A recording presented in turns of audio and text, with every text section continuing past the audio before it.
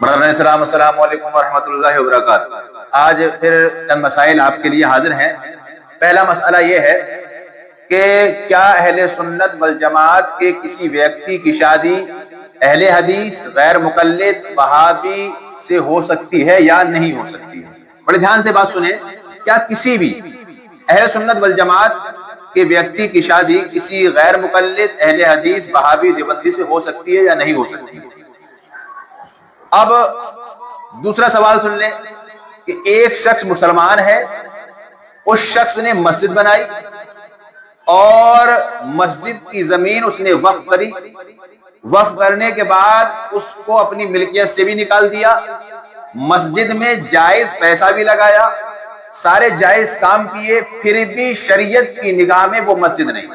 یہ مسئلہ بڑے دھیان سے سننا۔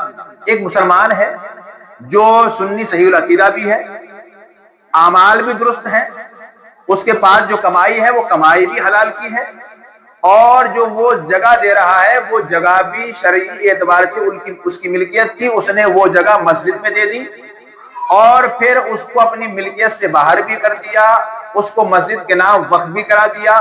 اب اپنے جائز پیسے سے اس نے مسجد بنائی، مگر شریعت اس کو پھر بھی مسجد نہیں مانتی۔ ایسی صورت کیا ہے؟ اور تیسرا مسئلہ یہ ہے کہ ایک کافر نے مسجد بنوائی اور اس نے اپنا پیسہ لگایا اور پھر بھی وہ شریعت کے حساب سے مسجد ہے، شریعت اس کو مسجد مانتی ہے، اس کی صورت کیا ہے؟ تو یہ مسئلے اپنے ذہن میں رکھنا۔ پہلا مسئلہ یہ ہے کہ کسی دیوبندی وہابی کے ساتھ اہل سنت والجماعت کا نکاح ہو سکتا ہے یا نہیں۔ دوسرا، کسی مسلمان نے جو شرعی حساب سے مسلمان ہے اپنے جائز پیسے سے مسجد بنائی، پھر بھی شریعت اس کو مسجد نہیں مانتی، اس کی صورت کیا ہے؟ اور تیسرا مسئلہ یہ ہے کہ کسی کافر نے مسجد کو اپنے پیسے سے بنوایا، پھر بھی شرعی حساب سے وہ مسجد ہے، اس کی صورت کیا ہے؟ تو پہلا جواب کہ کسی بھی دیوبندی وہابی کا نکاح کسی سنی کے ساتھ نہیں ہو سکتا۔ کیوں؟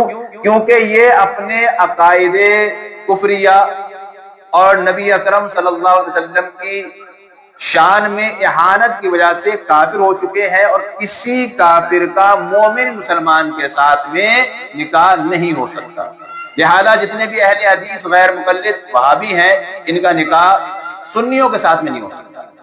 ہاں، دیوبندی وہابی یہ سنیوں سے کر لیتے ہیں، جبکہ یہ خود یہ کہتے ہیں کہ اہل سنت والجماعت مشرک ہے، اور اگر تم مشرک مانتے ہو تو پھر مشرکوں کے ساتھ رشتہ کیوں کرتے ہو؟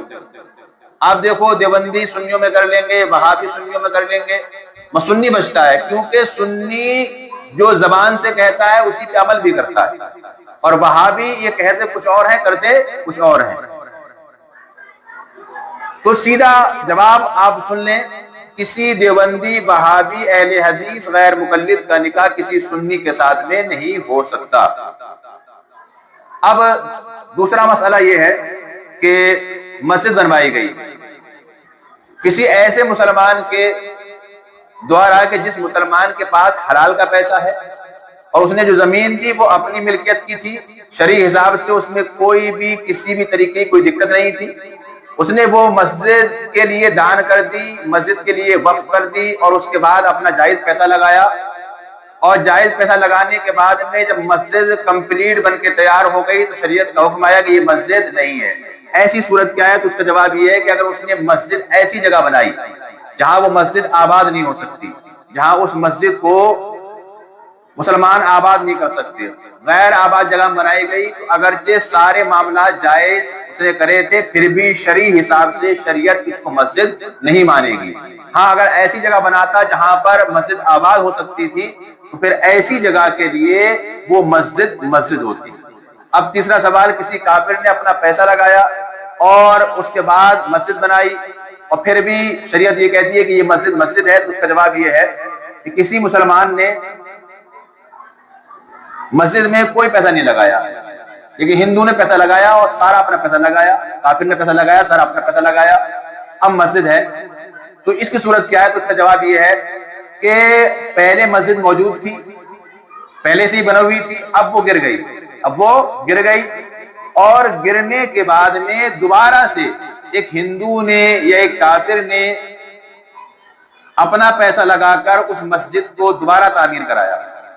اب دوبارہ تعمیر کرانے کے بعد میں شریعت کے حساب سے یہ مسجد شرعاً مسجد ہی رہے گی، اگرچہ اس میں پیسہ ایک کافر نے لگایا ہے۔